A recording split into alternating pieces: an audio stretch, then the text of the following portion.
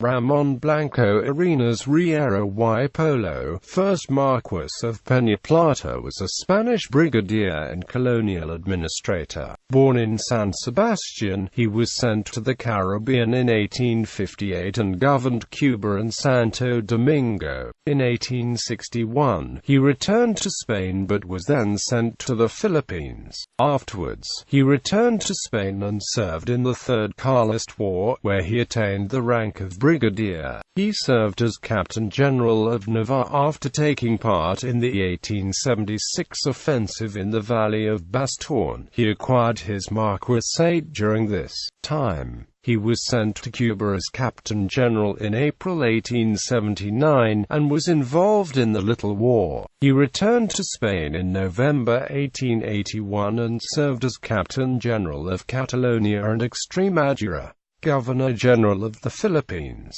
In 1893, Antonio Canovas del Castillo sent him to the Philippines, where Blanco remained until December 13, 1896. Electricity had come to Manila in 1893.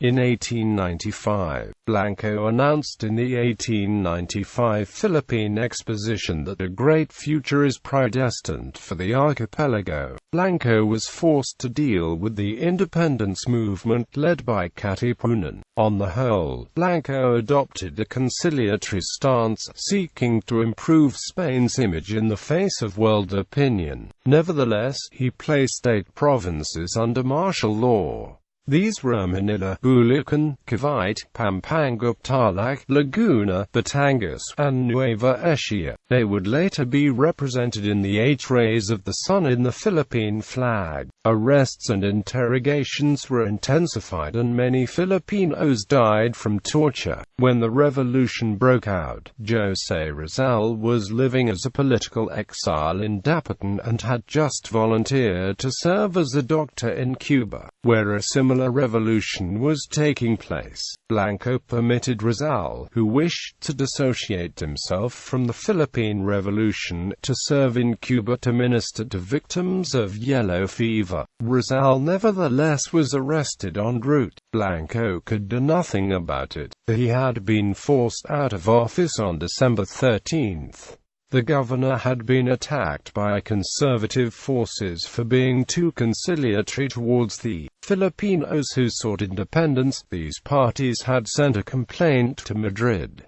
Blanco was replaced by Camilo Polavia as governor. Rizal was executed on December 30, an act to which Blanco objected. Blanco later was to present his sash and sword to the Rizal family as an apology. Blanco had been defended by liberals such as Ramiro de Mies II, who in an article dated July 24, 1898, declared, but Blanco, who in the Philippines, in the face of the opinion of the junta of authorities and the most illustrious and noble journalists, kept his troops in the capital for a long time, judging it more preferable to prudently remain in this position rather than die a glorious but pointless death. Captain General of Cuba. However, Blanco's reputation as a conciliatory figure led the government of Praxedes Mateo Sagasta to send him to Cuba, where he replaced the decidedly inflammatory Valeriano Weyler as Captain General of Cuba. By the end of 1897, Weyler had relocated more than 300,000 Cubans into re-concentration camps, where he failed to provide for them adequately. Consequently, these areas became cesspools of hunger and disease, where many hundreds of thousands died. Blanco was forced to reverse the harsh policy of Weyler towards the Cubans while at the same time defending the island after the outbreak of the Spanish-American War. After the sinking of the Maine on February 15, 1898, Charles Dwight Sigsbee had written that many Spanish officers, including representatives of General Blanco, now with us to express sympathy. Quote, In a cable, the Spanish Minister of Colonies, Segismundo Morat, had advised Blanco to gather every fact you can to prove the main catastrophe cannot be attributed to us.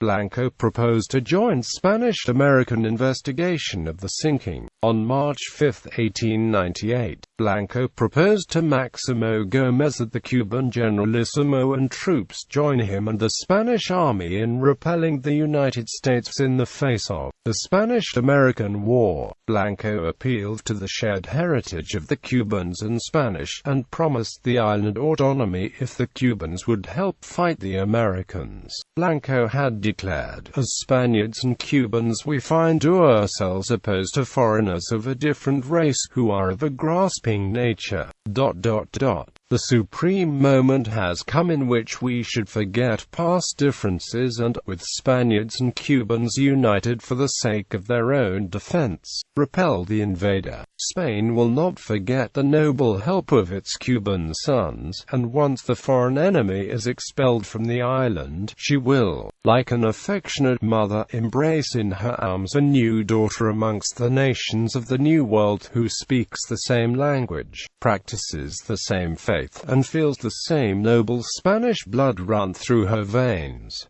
Gómez refused to adhere to Blanco's plan. Blanco believed it better to fight than surrender to the Americans. He ordered Pascual Cervera Huaytopi to break the American blockade, leading to the Battle of Santiago de Cuba. During Blanco's governorship, the remains of Christopher Columbus were moved back to the Cathedral of Seville in Spain, where they were placed on an elaborate catafalque. Blanco returned to Spain after the end of the Spanish-American War. In popular culture, portrayed by Alan Perez in the 2012 Filipino film El Presidente, portrayed by Bon Vivar in the 1998 Filipino film Jose Rizal, and the 2014 Filipino film Bonifacio Ang Anang Pangulo.